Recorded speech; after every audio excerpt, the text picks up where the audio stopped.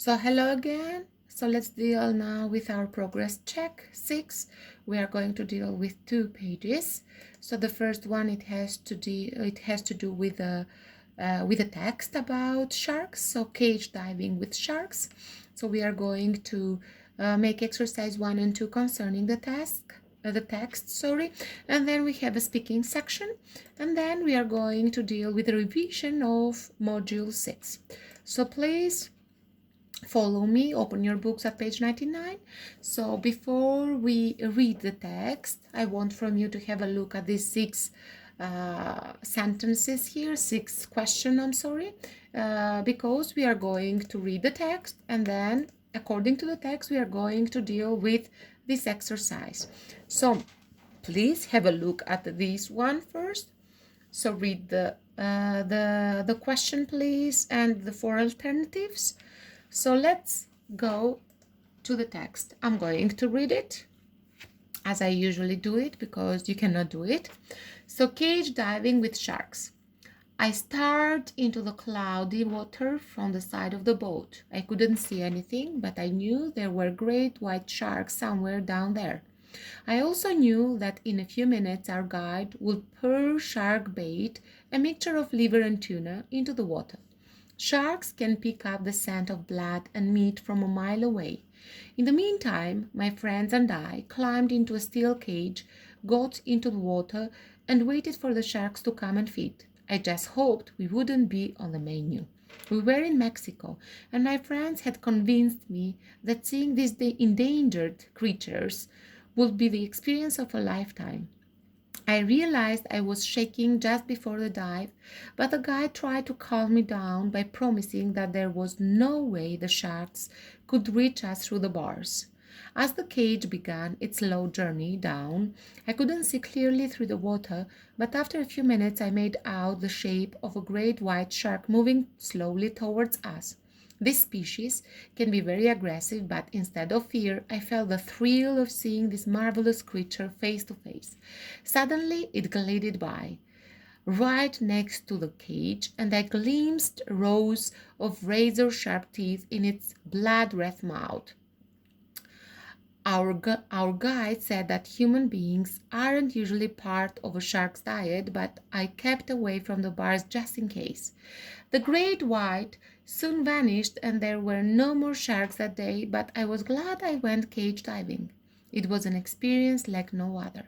I've been told that cage diving could lead to more shark attacks because they associate humans with feeding time. It would be a great shame if our own curiosity was the reason more of us end up as a main course on a starving great white menu.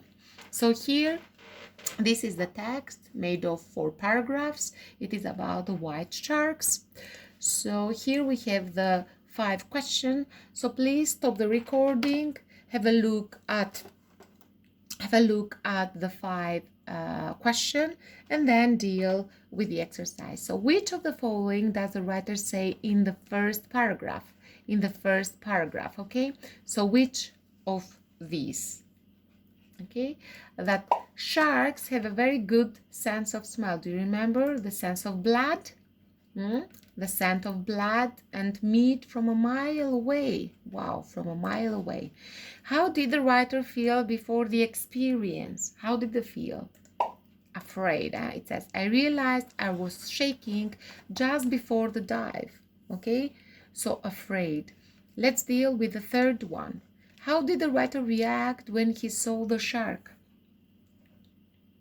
He was more excited than he expected. It says that he felt thrill of seeing this marvelous creature face to face, not fearing fear. Okay, let's deal with the fourth one. Cage diving could put humans in danger. Okay, so I kept away from the bar just in case. I've been told that cage diving could lead to more shark attacks because they associate humans with feeding time. Okay, what is the writer doing in the text? What is the writer doing in the text? Describing an unusual experience. Of course, that it is an unusual experience to the whole text, as you can see here. So to dive into being into a cage and to swim, let's say, or to feed the sharks, these marvelous but so dangerous creatures of the waters. So let's deal with the second exercise. Answer the questions in your own words from the whole text, of course. So what attracts the sharks? Do you remember here? Okay, so our guide will pour shark bait, a mixture of liver and tuna, into the water. Bait. So bait. Karem. Okay, so a mix of liver and tuna called shark bait attracts the shark's liver, multi. How did the writer's feelings change throughout his experience? How? So into the beginning he was feeling afraid, but as time passed, excited. After the experience, he was glad he had done it. He said that it was marvelous, it was thrilling. At the beginning it was scared, but then not at all. So let's deal with speaking section. Choose the correct responses. Too easy. So is something the matter, Dave? I gave a presentation and I'm terrified. What about trying breathing exercises? That's not a bad idea. I've got a phobia of crowds. That must be horrible. Why don't you squeeze a rubber ball? Okay, so I've tried that before and it didn't really help. Okay, let's proceed with page 100. So vocabulary, you have these words. It is too easy and you have to put it here. Stop the recording. Please do the progress check.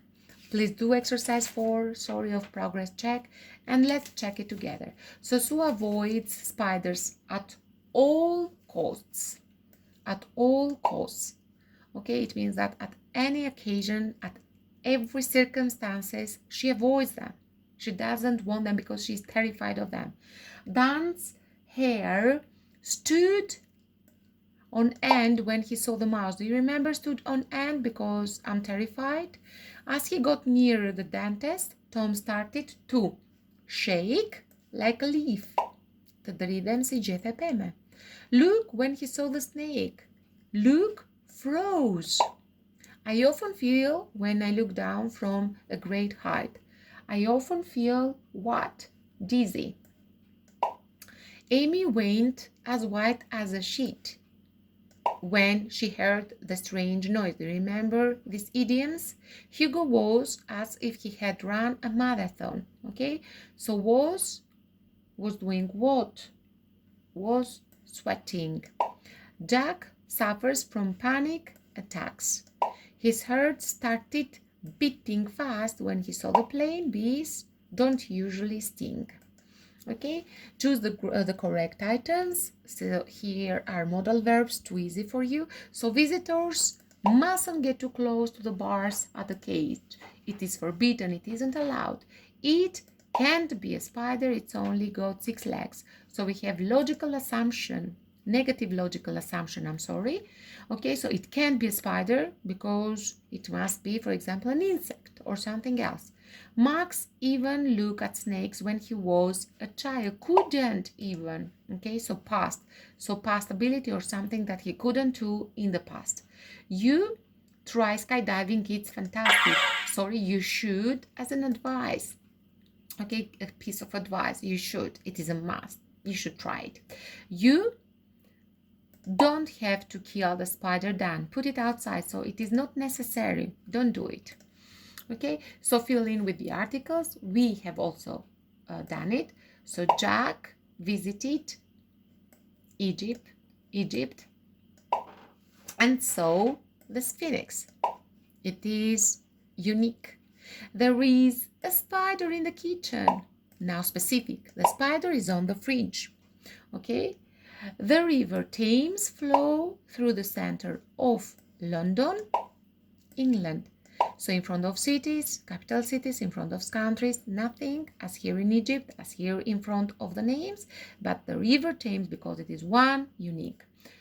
Okay, the Jones family, because it refers to all the members of Jones, it is their surnames, flew to Europe, okay, because it is a continent, it is one, we don't put it through a terrible thunderstorm. Competitors in the marathon, the sables, run through the desert, okay. Let's deal with number 7.